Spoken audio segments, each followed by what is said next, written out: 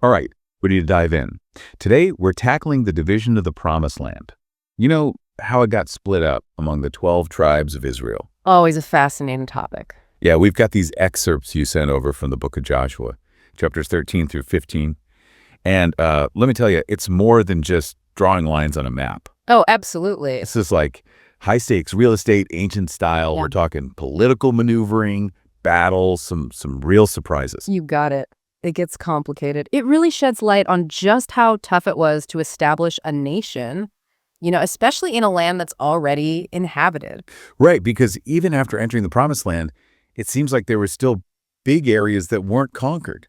Right. Like moving into a new place, but only getting half the rooms. Exactly. And it's important to remember these weren't just any areas. We're talking strategically important locations, like the Philistine cities. Ah, the Philistines. Yeah, they controlled the coast, which meant they basically had a lock on trade and access to the Mediterranean. These guys were not messing around. Powerful bunch. Organized under 5 governors even, the Gizite, Ashdodite, Ashkelonite, Gittite, and Ekronite. Wow, that's a mouthful. 5 governors. Each one controlling their own territory. A real force to be reckoned with. Almost like those ancient Greek city-states. Each with their own ruler and agenda. Yeah, good comparison. But they weren't the only ones, right? Yeah. There's also mention of the Geshurites and Maacathites. Right, and what's interesting about those groups is they weren't completely driven out.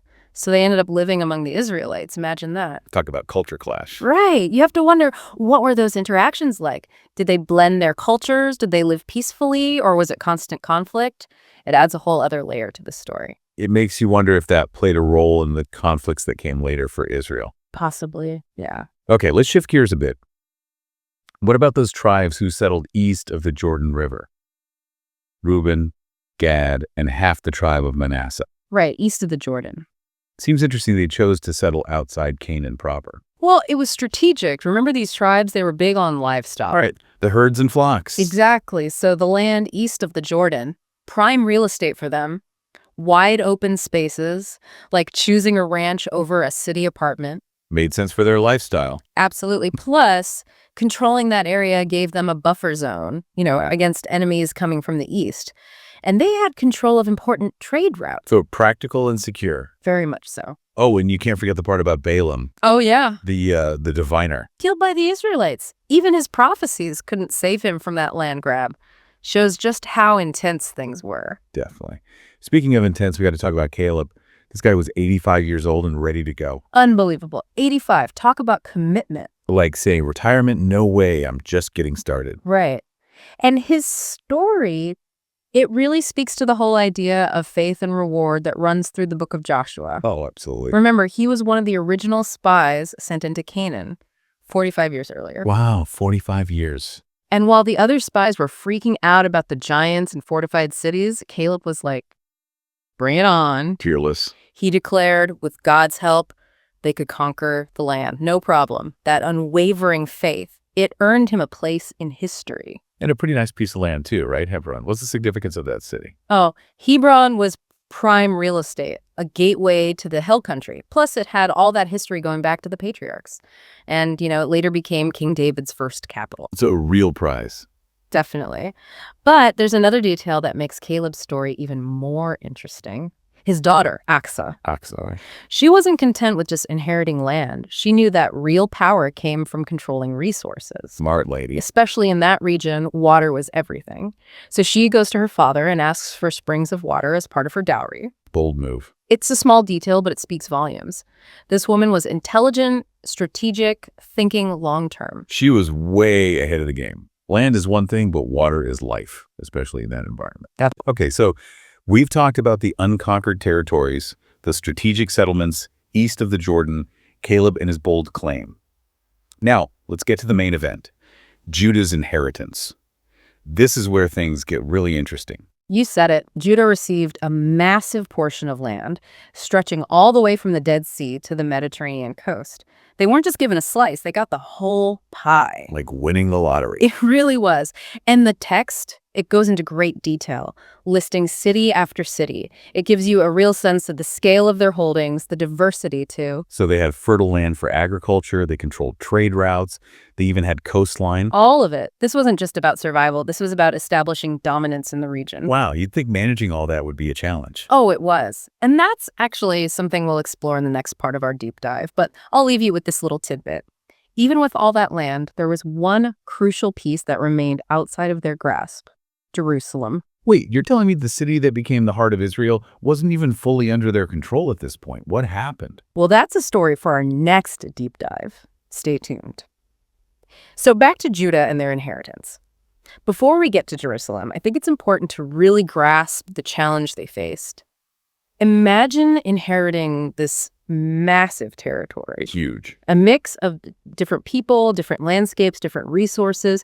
It's a recipe for a lot of potential headaches. Definitely a mixed bag. Like suddenly becoming the CEO of some giant company. Yeah, You got exactly. the corner office, but can you actually manage everything? So how do they even begin to tackle this? Well, the text gives us some clues. Remember those long lists of cities and towns? Yeah, kind of tedious at first glance. It's easy to skim over them, but they're actually pretty important. It's like they're saying, look at all this, look what we've got. A bit of bragging, maybe. Maybe a little, but it's more than that. They're highlighting the vastness of Judah's territory, the sheer diversity. And that was a challenge in itself. Okay, so how is diversity a challenge? Think about it. You've got coastal plains, perfect for farming. Then you've got rugged hills, ideal for defense. You've even got stretches of wilderness. Each one needing a different approach, right? Exactly. You couldn't just use a one-size-fits-all strategy. It wasn't that simple. So it's not just about conquering and dividing the land. It's about managing it all effectively. Right. You need adaptability, administrative skills. You have to think about long-term sustainability, not just short-term gains. It's like having a garden with all sorts of different plants. Perfect analogy. You can't treat them all the same way. Each one needs its own specific care. Exactly. So are there any places within Judah's territory that really highlight these challenges? Good question. Well, the text makes a distinction between cities in the lowlands, like Eshtaol and Zorah, and those in the hill country, like Debir and Hebron. Different environments, different needs. The lowlands, with their fertile soil and access to trade routes, were probably the economic powerhouses. Makes sense. While the hill country cities, with their strategic locations, served as defensive strongholds. So a bit of balance there. But we know that Jerusalem, which later became so central, was still outside of Judah's control. Why is that so important? It's a huge detail. The fact that the Jebusites held onto Jerusalem right in the heart of Judah's territory, it shows the limits of their power. So the conquest wasn't as straightforward as we might think. Not at all. It's a reminder that things were messy, complicated. It wasn't just a clean sweep. And it probably created some tension. Oh, absolutely. This unresolved issue with the Jebusites, it's like a ticking time bomb, a seed of future conflict waiting to sprout. So even though we're talking about land division, it's really about something much bigger. You got it. Nation building, creating a unified society, Yeah. all in this diverse and contested land. Exactly. And as we go further, we'll see how these challenges play out, shaping Israel's destiny in some really significant ways. It's fascinating stuff. You mentioned earlier those lists of cities in Judah's territory, you know, the ones that seem kind of tedious. Yeah. Is there more to them than meets the eye? Could they actually hold some clues about how Judah tackled these challenges? Absolutely. Those lists are like hidden treasure. They offer amazing insights into how power was structured, how people adapted to their circumstances. We just need to know where to look. Well, let's dig in then. What can we uncover from those lists? What secrets are they hiding?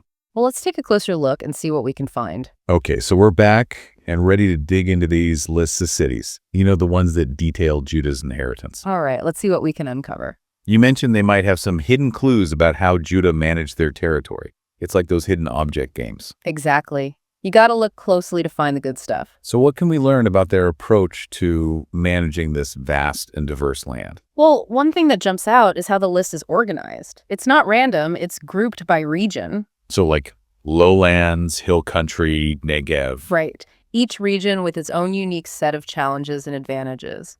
So they weren't just treating it all as one big lump of land. They recognized those differences. They did. It suggests a level of, well, administrative sophistication that's pretty impressive for a newly formed nation. Yeah, I mean, they were developing systems to manage all these different settlements, resources, even populations. Exactly, like urban planning in ancient times. It's like, I don't know, modern day zoning laws. Yeah. Different areas designated for different uses. Good comparison. Residential, commercial, industrial, it's about creating order, making things efficient. Makes sense. So we see the regional divisions. What else can we learn? Well, look at some of the cities mentioned, like Ekron and Gaza. Philistine territory, right? Exactly. And even though they were within Judah's territory, they weren't fully under their control. So even with these detailed lists, it shows that Judah's control wasn't absolute, like having a map with blank spots. A good way to put it, it's a reminder that consolidating power, creating a unified nation, it's never a simple process. There's always more going on beneath the surface. Always.